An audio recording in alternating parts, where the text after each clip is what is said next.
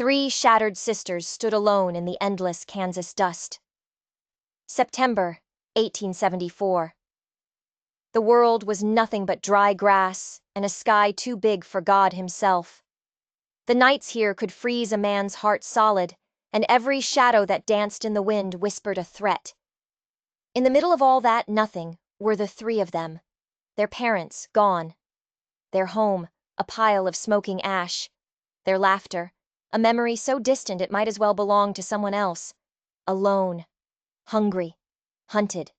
They had nothing left but a stubborn refusal to die. Fear was a constant companion, a cold hand on their necks, but somewhere deep inside them, a single tiny ember of survival still glowed. No one was coming to help. The law was a ghost in these parts, and hope was just another word for a shallow grave. But the prairie had other plans, because out on that horizon, where the silence was so loud it hurt your ears, shadows were moving. Quiet cowboys, riding slow and steady, carrying secrets heavier than their saddles. And with them, they brought the faintest whisper of a reason to live again.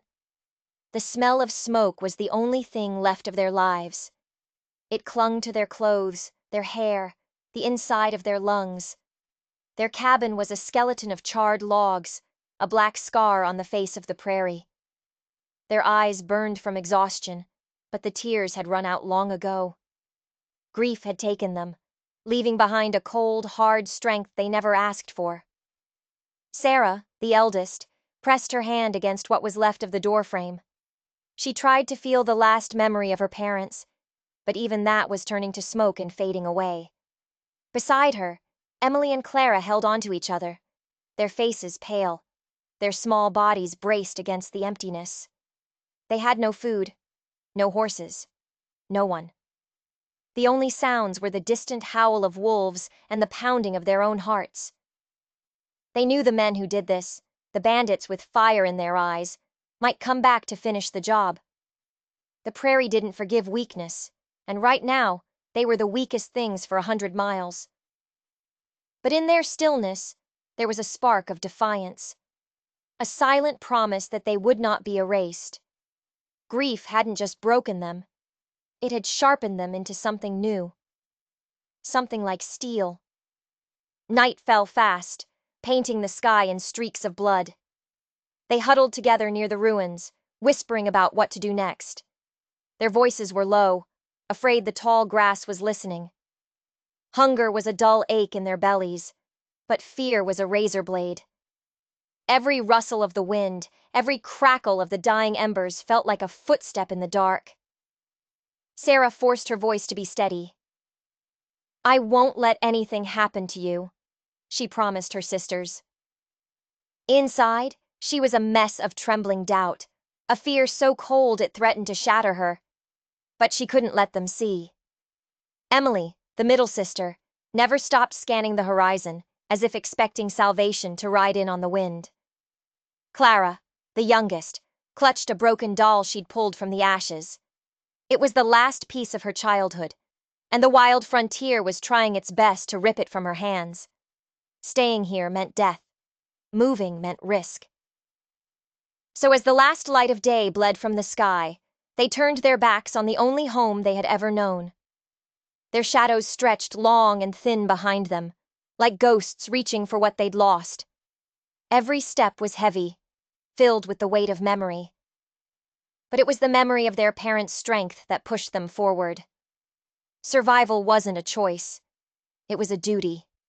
The silence of the prairie was a physical weight, pressing down on them. But in that crushing silence, their bond became unbreakable. They weren't just broken girls anymore. They were becoming something else. Something the prairie would have to reckon with. They walked into the unknown, unaware that destiny was already riding toward them. Strangers whose paths were about to crash into theirs and change everything forever. The light was fading fast, dust kicked up by their worn boots, clinging to the hems of their dresses. Suddenly, Sarah froze. Her eyes narrowed, fixed on the horizon.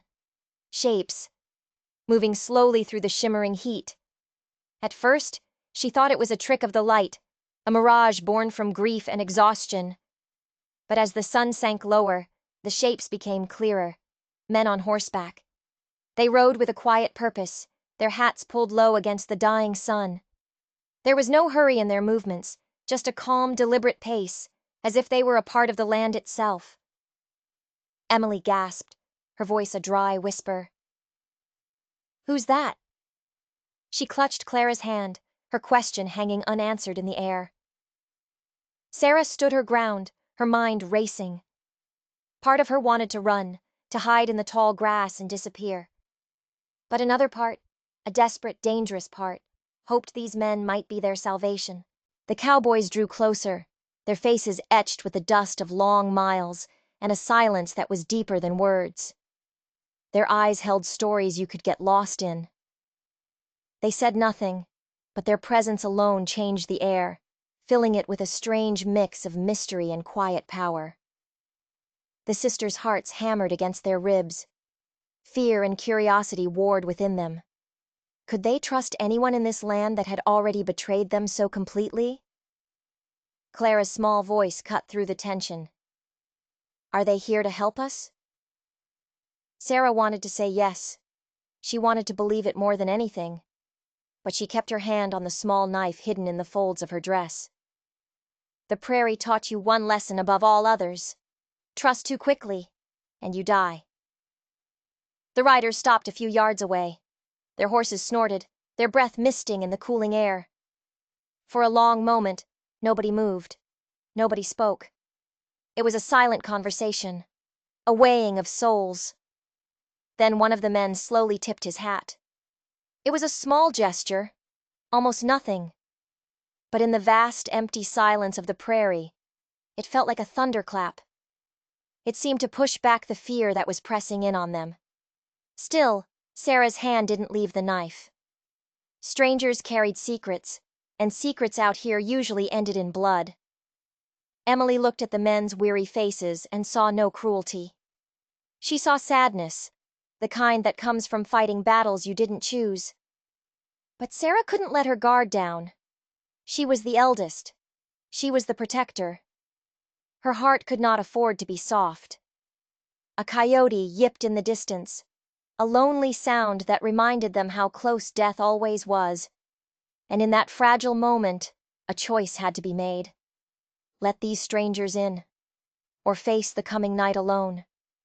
The prairie held its breath. The riders waited, their patience as endless as the plains. And destiny tightened its grip, weaving their paths together not with words or promises, but with the silent understanding that to survive a place this cruel, sometimes you had to have faith in the secrets of strangers. But Sarah had a secret of her own. Before the bandits had set the fire, her father had pressed something small and heavy into her hand. A tarnished silver locket. "Don't let them find this," he'd whispered, his eyes wide with a fear she'd never seen before. "It's more than a memory. It's a map." The men who burned her home weren't just bandits. They were hunters. And she knew, with a certainty that chilled her to the bone, that they were hunting for this locket. So when the quiet cowboy tipped his hat, Sarah didn't just see a potential savior. She saw a potential threat. Another man who might want what was hidden beneath her collar. And she made a new promise to herself. She would die before she let them have it. The stakes were higher than just survival now. They were about protecting the last thing her father ever gave her. That night, the sky was a blanket of 1,000 stars.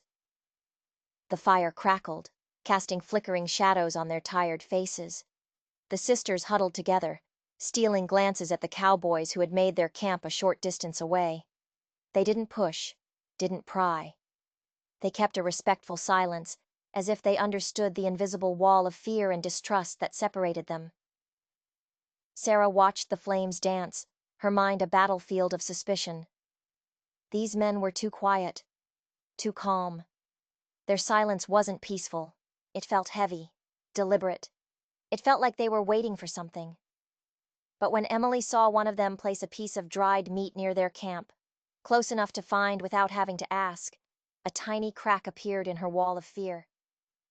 Clara, clutching her doll, even managed a small smile when one of the horses neighed softly. The cowboy who owned it stroked its neck with a tenderness that seemed out of place in this harsh land. It was a gesture of pure, unmasked gentleness. Days bled into one another under a relentless sun. The sisters walked or rode when a cowboy offered a spot on his saddle. They were never treated like a burden. Their grief was never questioned. The cowboys guided them with a quiet patience that was both comforting and deeply unsettling to Sarah. She started noticing things. The way the lead cowboy, a man with eyes the color of a stormy sky, would scan the horizon not just for bandits, but for something specific. The way another would leave a full canteen of water for them without a word. Each silent act of kindness should have reassured her, but instead, it felt like a carefully constructed trap. They were trying to earn her trust. But why? Emily's heart, however, was softening. The oppressive silence of the prairie felt different now, shared with these quiet men. It was less like a weight and more like a shared secret. Then Clara laughed, a real, genuine laugh, when one of the horses playfully kicked up a cloud of dust.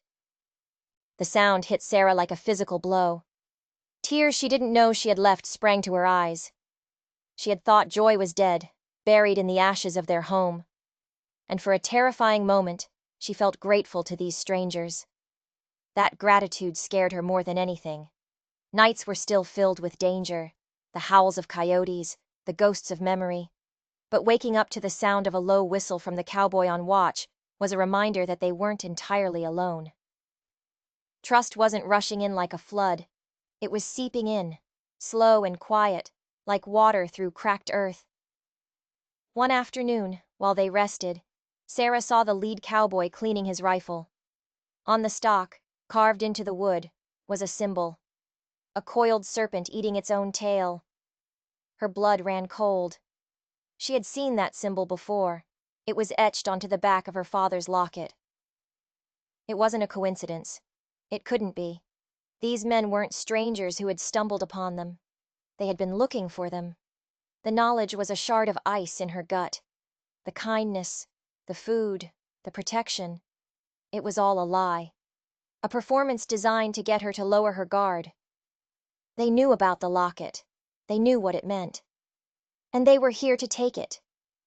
The air that had started to feel safe was suddenly thick with poison. The silent protectors were a pack of snakes, coiled and waiting to strike. And she and her sisters were trapped in the middle of the prairie with them, miles from anywhere, with a secret that was about to get them all killed. The prairie had felt almost bearable. Now it was a cage. The night it happened, the moon was gone, swallowed by a thick blanket of clouds. The wind picked up, whispering through the tall grass like a restless spirit. Sarah felt it before she saw it, a prickling on her skin, a tightening in her gut. She was clutching the locket beneath her shirt when the first crack of a rifle split the night. Clara screamed.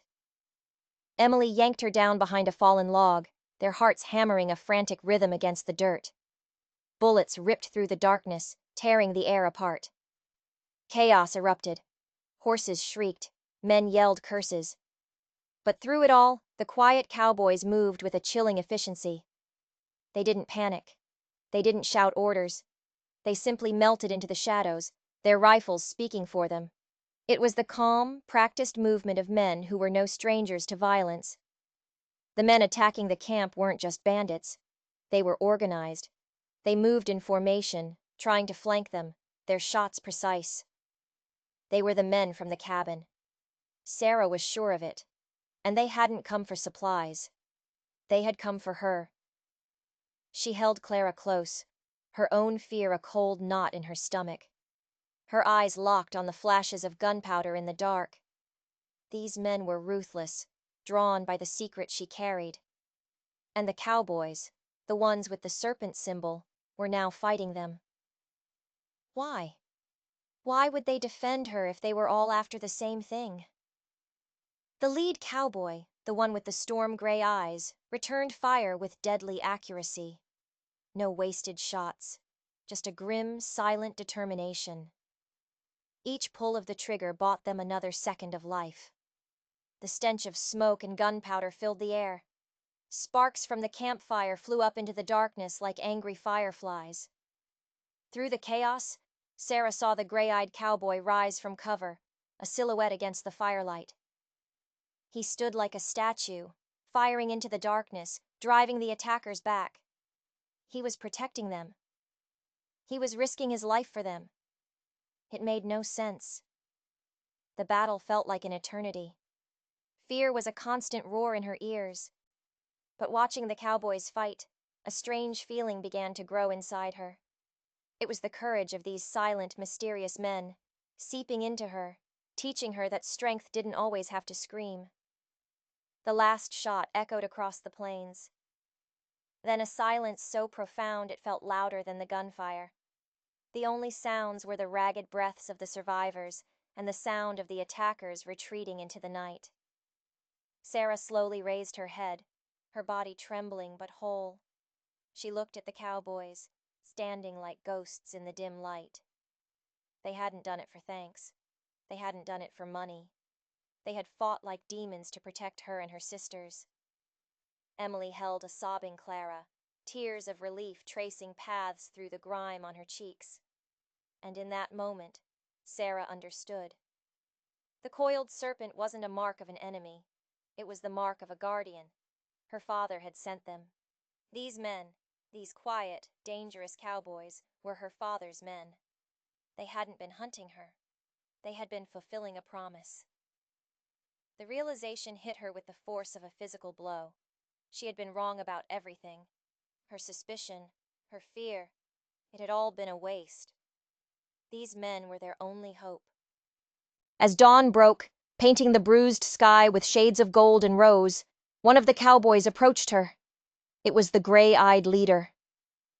He moved without a sound, his face grim in the morning light. He had a bandage wrapped around his forearm, stained dark with blood. He stopped in front of her. His gaze was intense, unwavering. "They'll be back," he said. His voice was rough, like stones grinding together. It was the first time he had spoken more than a single word to her. "They know you have it." It wasn't a question. Sarah's hand flew to the locket instinctively. His eyes followed the movement. "My father," she started, her voice barely a whisper. "Was a good man," the cowboy finished. "He was our friend. He made us swear an oath. If anything happened to him, we would find you. We would protect you." The truth was a heavy weight, settling in the space between them. The bandits weren't just bandits. The cowboys weren't just cowboys. And her father wasn't just a simple farmer. He was a man with powerful enemies and loyal friends. "Who are you?" Sarah asked, her voice trembling. The cowboy's gaze swept over the horizon, already scanning for threats. "We're the men who keep the promises the dead can't." He looked back at her, and for the first time, she saw the depth of the grief he carried. It mirrored her own. "Your father called us the Regulators, and the man who sent those killers, his name is Silas Kane. He doesn't just want the locket, he wants to erase your entire family from the earth." Suddenly the prairie felt a whole lot smaller. They weren't just running from bandits anymore. They were running from a man with a name, a man with a vendetta. And the locket around her neck wasn't just a map. It was a death sentence. The leader's name was Jedediah. Jed. He told them his name as he cleaned his rifle, his movements economical and precise. He didn't offer any more information, and Sarah didn't ask. The name Silas Kane was enough. It hung in the air like a storm cloud, a promise of more violence to come. The other cowboys were Cole, a young man with a haunted look in his eyes, and Marcus, older, quieter than even Jed, with a network of scars on his hands that spoke of a hard life. They were the last of her father's Regulators. The others had been hunted down and killed by Kane's men. "Your father found something," Jed explained, his voice low as they rode. "Something Kane believes is his. A deed to a land rich with silver. The map to it is in that locket. It was meant to be your inheritance, a new start for your family, far away from all this. It was too much to take in. A secret life, a hidden fortune, a blood feud she never knew existed. Her entire world had been a lie, a peaceful facade built to hide the violent truth simmering just beneath the surface. Her parents hadn't died in a random act of cruelty. They had been executed. As they traveled, the dynamic shifted. The sisters were no longer just survivors. They were keepers of a legacy. The Cowboys were no longer mysterious strangers. They were sworn protectors, bound by an oath to a dead man. The training began subtly. Jed started showing Sarah how to read the land, how to spot a trail, how to know when they were being watched. "Your father taught you to read books," he said, his eyes scanning the horizon. "I'll teach you to read the dirt. It tells a truer story." Cole, despite his youth, was a master with a knife. He began teaching Emily how to throw, how to defend herself up close. He was patient, his haunted eyes softening slightly when she managed to stick a blade into a cottonwood tree. "You have a good eye," he'd murmur, and for the first time since the fire, Emily felt a flicker of something other than fear. She felt powerful. Even little Clara found a role. Marcus, the silent one, showed her which plants were safe to eat, which roots held water, which berries would kill a man. She became their forager, her small hands gathering sustenance from a land that had tried to starve them. She stopped clutching her doll and started carrying a pouch filled with leaves and berries. They were changing. The soft edges of their old life were being ground away, replaced by something harder, more resilient. They were becoming as tough as the prairie itself. One evening, they made camp in a rocky outcrop, a place that was easy to defend. As the sun set, Jed produced a worn leather journal from his saddlebag. "This was your father's," he said, handing it to Sarah. Her hands trembled as she took it. The pages were filled with her father's familiar script. But he wasn't writing about crops or the weather. He was writing about Silas Kane, about their partnership that had soured into hatred, about the Regulators, a group they had formed to bring a semblance of justice to the lawless territories, and about the silver mine, a discovery that was meant to be their salvation but had become their curse. Kane wanted it all. He had betrayed her father, murdering the other Regulators one by one until only Jed, Cole, and Marcus were left. Her father had fled with his family and the deed, hoping to disappear. But Kane's reach was long. As Sarah read, a new feeling began to burn in her chest, hotter than grief, stronger than fear. It was rage, a cold, clear, all-consuming rage. Silas Kane hadn't just taken her parents. He had stolen their future. He had turned their lives into a nightmare. She looked up from the journal, her eyes meeting Jed's across the fire. The unspoken question passed between them. "Do we keep running?" "No," Sarah said, her voice hard as flint. "We stop running." Jed nodded slowly, a flicker of something like pride in his storm-gray eyes. "Kane will expect us to head for the mountains, to the mine. He'll have men waiting." "So we don't go to the mine," Emily said, her voice surprisingly steady. She was holding the knife Cole had given her, balancing it in her palm. "We go to him." A radical, insane idea began to form. They were 3 girls and 3 sworn gunslingers against a man with a small army of killers at his command. The odds were impossible. It was a suicide mission. But for the first time, they had more than a reason to live. They had a reason to fight back. The plan was audacious. Her father's journal was more than just a history of betrayal. It was a treasure trove of information about Silas Kane. His habits, his hideouts, his weaknesses. Kane had built a small empire for himself, a fortified town called Redemption, which he ruled with an iron fist.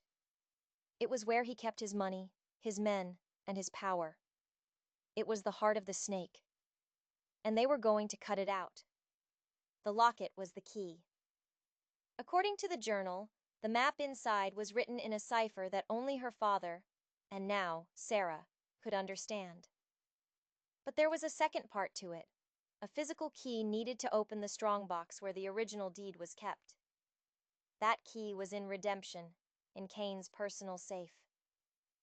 "He thinks we have the map," Sarah explained, her voice low and urgent as they huddled around a low fire. "He'll be hunting us out here in the wilds. He won't ever expect us to walk right into his den." "It's a fortress," Marcus spoke for the first time, his voice a gravelly whisper. "Guards on every roof. Getting in is one thing. Getting out—" He trailed off, letting the implication hang in the air. "That's why we don't go in guns blazing," Jed said, his eyes fixed on Sarah, a new respect in his gaze. "We use his own greed against him." The plan was to start a rumor that the sisters, desperate and starving, were willing to sell the location of the mine to the highest bidder. They would send a message to one of Kane's rivals, a man mentioned in the journal named Blackwood, knowing full well that Kane had spies everywhere. The news would get back to him. Kane was a man who couldn't stand the idea of anyone else having what he considered his. He would demand a meeting. He would want to see the map with his own eyes before he made his move. The meeting would have to be on neutral ground, a small, dusty town called Jericho, a day's ride from Redemption. And that's where the trap would be sprung. It was a dangerous gamble. Everything had to go perfectly. They spent the next few days preparing. Cole sharpened his knives until they were like slivers of moonlight. Marcus taught Clara how to create diversions using natural materials, concoctions that would create thick, choking smoke when set alight. Emily practiced with a rifle until she could hit a silver dollar from 100 yards. And Sarah studied her father's journal, memorizing every detail about Kane, every layout of Redemption, every name of every corrupt official on his payroll. She was no longer just the grieving daughter. She was becoming a strategist, a leader. As they prepared to ride for Jericho, Jed pulled Sarah aside. "Your father would be proud of you," he said quietly. "But you need to be ready. When you see Kane, all that rage you feel, you have to control it. Let him think you're just a scared girl. Let him underestimate you. That will be our greatest weapon." Sarah nodded, her jaw tight. "I'm not scared of him anymore," she said, her voice cold. "I just want him to pay." But as they rode towards Jericho, a new chilling thought entered her mind. Her father's journal had been meticulous, detailing everything about Kane's operation. But there was one glaring omission. It mentioned Kane had a son, a cruel and ambitious young man who acted as his enforcer. But it never mentioned his name. Why would her father, so detailed about everything else, leave out the name of his enemy's own son? The question was a splinter in her mind, a piece of the puzzle that didn't fit. She had a terrible feeling that she was about to find out the answer. Jericho was a town gasping for air. A single dusty street lined with sun-bleached buildings, caught between the endless prairie and the jagged teeth of the mountains. It was the kind of place people passed through, not stayed in. It was perfect. They arrived separately. Jed and Marcus rode in like any other trail-weary cowboys, taking a room at the boarding house. Cole slipped in after dark, a ghost in the shadows. Sarah, Emily, and Clara came in on a borrowed wagon, looking for all the world like orphans seeking shelter, their faces smudged with dirt, their eyes wide and fearful. It was a convincing performance. The message had been sent. Now they just had to wait for the snake to take the bait. The tension was suffocating. Every stranger who walked into the saloon, every horse that trotted down the street could be one of Kane's men. Sarah felt 1,000 eyes on her. She clutched the locket, the cold metal a constant reminder of the stakes. The wait ended on the second day. A man in a tailored suit, looking ridiculously out of place in the dusty town, entered the general store where Sarah was pretending to look at flour sacks. "Miss Miller?" he asked, his voice smooth and oily. "Mr. Kane would like a word." Sarah's heart hammered against her ribs, but she kept her face a mask of frightened innocence. I don't know any Mr. Kane, she stammered. The man smiled, a cold, humorless expression. He knows your father. He wishes to offer his condolences, and perhaps a business proposition. The saloon, at sundown. Come alone. He turned and left without waiting for a reply. The trap was set. As the sun began to dip below the horizon, painting the sky in fiery colors, Sarah walked towards the saloon. Emily was in a room across the street, the rifle resting on the windowsill, its barrel hidden by a curtain. Cole was in the alley behind the saloon, silent as a shadow. Jed and Marcus were inside, sitting at a corner table pretending to be drunk. Sarah pushed through the swinging doors. The saloon fell silent. All eyes turned to her. At a table in the back sat Silas Kane. He was older than she expected, with silver hair and a finely trimmed beard. He looked more like a banker than a ruthless killer. But his eyes were as cold and dead as a winter night. "Sarah Miller," he said, his voice a low purr. "A pleasure to finally meet you. Please, sit." Sarah sat, her hands trembling in her lap. It was part of the act, but the fear was real.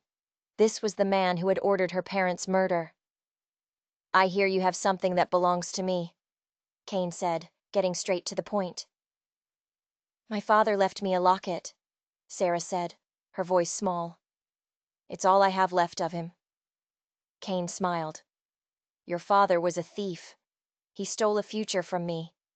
That locket contains the map to that future. I want it back." He leaned forward, his voice dropping to a menacing whisper. "Give it to me, and I will let you and your sisters live. I will give you enough money to disappear, to start a new life." It was the offer of a devil, wrapped in a lie. She knew he would kill them the second he had the map. "How can I trust you?" Sarah asked, letting a tear roll down her cheek. "Because I am a man of my word," Kane said smoothly. "And because my son is here to ensure our transaction goes smoothly." He gestured to the shadows behind him. A figure stepped forward. He was young, handsome, with a cruel smile that didn't reach his eyes. Sarah's breath caught in her throat. Her blood turned to ice. It couldn't be. The young man with the haunted eyes, the one who had patiently taught Emily how to fight, the one who had traveled with them for weeks, stepped into the light. It was Cole. The betrayal was so absolute, so shocking it felt like a physical blow. Cole, her father's regulator. He was Silas Kane's son. The entire journey, the protection, the shared grief, it was all a lie. A monstrous, calculated deception. He hadn't been protecting them. He had been leading them like lambs, right to his father's slaughterhouse. The haunted look in his eyes wasn't from a hard life. It was the look of a predator. "Cole?" Sarah whispered, her voice breaking. He just smiled that same cruel smile. "It's Colton, actually. Colton Kane." He looked at his father. "She has it, right around her neck." Silas Kane's eyes gleamed with triumph. "Excellent. Now, Sarah. The locket." Sarah's mind was reeling, trying to process the impossible. Jed and Marcus were still at their table, their faces unreadable. Were they in on it too? Had her father's entire legacy been a lie? Was she truly, completely alone? In the room across the street, Emily watched through the rifle scope. She saw the shock on Sarah's face. She saw Colton step forward. She had trusted him. She had started to feel something for him, and he was one of them. The pain was a sharp, hot knife in her chest. Her finger tightened on the trigger. Back in the saloon, Sarah's fear and shock were suddenly burned away by a white-hot fury. She had been played. They had all been played. She looked from Cole to his father, and she made a decision. If she was going to die, she wasn't going to die as a victim. She slowly reached for the locket. Her fingers fumbled with the clasp. Kane leaned forward, his eyes greedy. And then Sarah screamed, "Now!" It was the signal. Jed and Marcus overturned their table, drawing their pistols in a single fluid motion. The saloon erupted into chaos. Gunfire exploded, shattering glass and splintering wood. From across the street, Emily's rifle cracked, and one of Kane's guards fell from the balcony, a clean shot through the heart.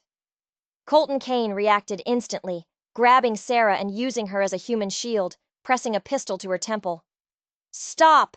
he roared, "or she dies!" Silas Kane kicked over his own table, taking cover as Jed and Marcus laid down a suppressing fire.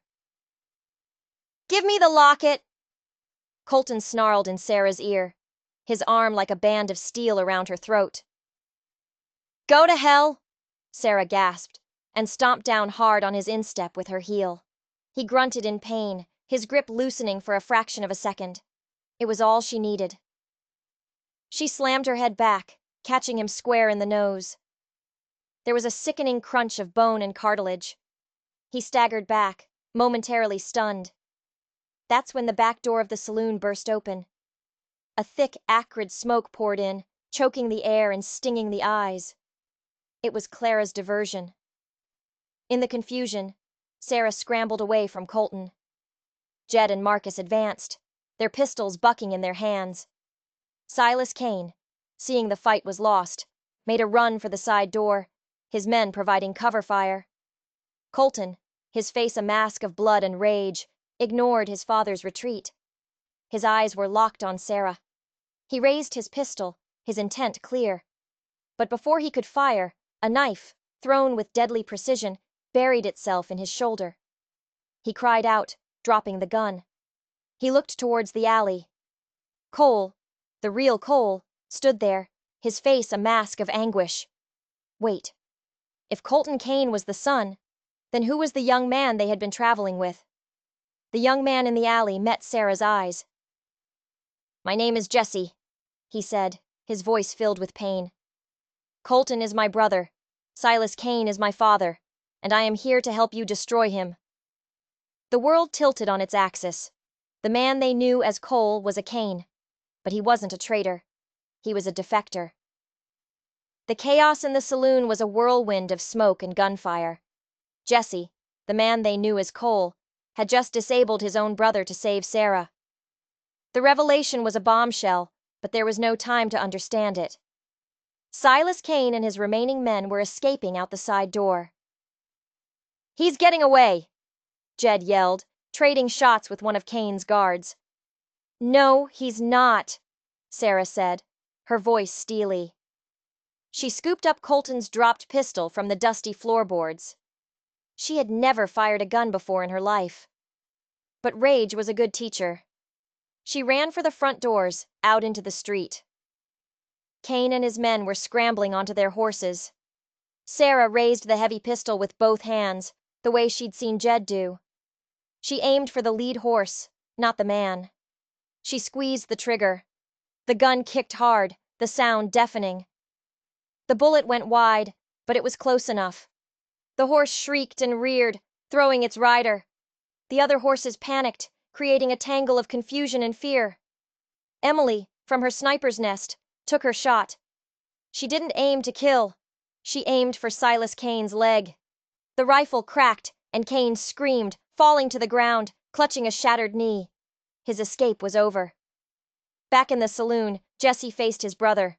Colton clutched the knife in his shoulder, his face contorted with hate. "Traitor! You would side with these farmers against your own blood?" "Father is a murderer and a thief," Jesse said, his voice shaking but firm. "Our family name is a curse. It's time to end it." Jed and Marcus quickly subdued Kane's remaining men. The gunfight was over as quickly as it had started. The townspeople, who had hidden at the first sound of trouble, slowly peeked out of windows and doorways. They dragged a whimpering Silas Kane and a seething Colton back into the saloon. The look of triumph on Silas's face had been replaced by one of pure, unadulterated hatred, all of it directed at his younger son. Sarah stood before them, the pistol still heavy in her hand. The pieces were finally clicking into place. She looked at Jesse. "Your father's journal," she said. "He never named Cain's son, because he was protecting you." Jesse nodded, his haunted eyes filled with a grief that finally made sense.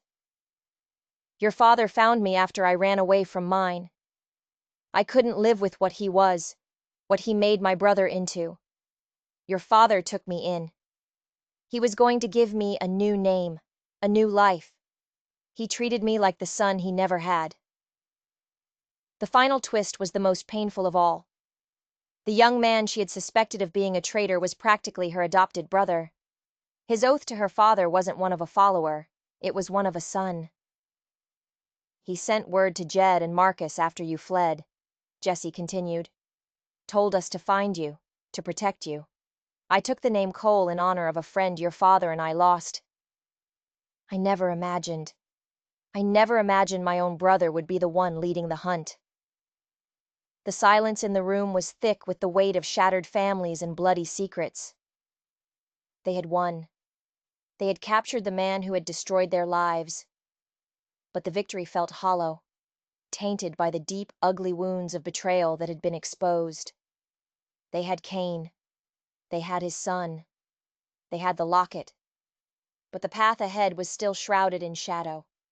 Justice had been served, but peace felt a long way off. They now had a choice to make.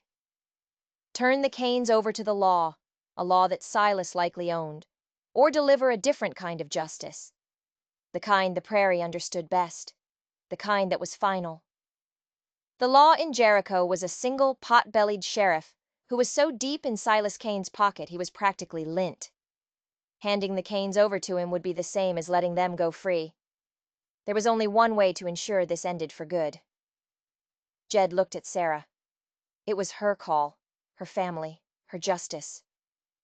"My father," Sarah said, her voice quiet but clear, "formed the regulators to deal with men like this. Men the law couldn't touch." She looked at Silas Cain, who was sneering at her from the floor. "We're not murderers, but we're not fools either." She turned to Jesse. "Your father's journal mentions a federal marshal, a man he trusted, Thaddeus Rook. It says he operates out of Fort Laramie. It was a long ride, a dangerous ride, and they would be carrying precious, violent cargo. But it was the right thing to do. It was the kind of justice her father would have wanted. Not vengeance, but order." They tied Silas and Colton to their horses. The ride was tense, filled with a heavy silence. Silas Cain spat threats and promises of retribution. Colton just stared at his brother Jesse with eyes full of pure hatred. During the long nights on the trail, the stories finally came out. Jesse told them about his monstrous father, about a childhood built on fear and cruelty. He told them how he had watched his father corrupt his older brother, twisting him into a mirror image of himself. And he told them about the kindness of Sarah's father, a man who had shown him that strength didn't have to come from brutality. The sisters, in turn, told him about their lives, about the warmth of their home before the fire, about the parents they had lost. They were two broken families, brought together by violence, now trying to piece together a future from the wreckage. They finally reached Fort Laramie, a bustling hub of soldiers and civilization. It was a world away from the empty prairie they had come from. They found Marshal Thaddeus Rook, a man with a face like carved granite, and eyes that missed nothing. When he saw Jed, he nodded. "I got your message. I was sorry to hear about Miller. He was a good man." They presented him with the canes and the journal. Rook read through the pages, his expression growing grimmer with every entry. It was a detailed account of a criminal empire, extortion, murder, robbery, all meticulously documented. "With this," Rook said, slapping the journal, "and your testimony, Silas Cain will never see the light of day again. His entire organization will come down. Justice, real, lasting justice. The deed to the silver mine was real. With Cain's influence broken, the claim was honored. The sisters, once destitute orphans, were now the owners of a fortune that would guarantee them a safe and prosperous future. But they didn't want to stay. The memories were too sharp here, the ghosts too close. They decided to sell the mine and head east, to start over somewhere new, somewhere green. Jesse, Jed, and Marcus said they would escort them. Their oath to protect the Miller family wasn't finished yet. As they prepared to leave, Jesse, who had decided to keep his new name, approached Emily. "I'm sorry," he said, his voice thick with emotion. "For everything. For the lies." Emily looked at the young man who had been both Cole and Jesse, the man who had betrayed and saved them. She saw the pain in his eyes, the genuine remorse. "You are not your father," she said softly, and for the first time in a long time, she smiled. A real smile. Sarah stood watching the sunrise over the fort, the locket warm in her hand. It was no longer a map to a treasure. It was a memory of her father's courage, a symbol of their survival. They had walked through fire and emerged stronger. They were not the shattered girls who had huddled in the ashes of their home. They were women forged in the harsh, unforgiving crucible of the West. Their past was a story of loss and betrayal, but their future was a blank page, waiting to be written. And as they rode out of Fort Laramie, with their new, unlikely family beside them, they rode towards a new dawn, no longer running from the darkness, but carrying their own light. If you enjoyed this story of survival, justice, and the secrets buried under the prairie dust, don't forget to hit that subscribe button and ring the bell for more tales from the untamed heart of the Old West.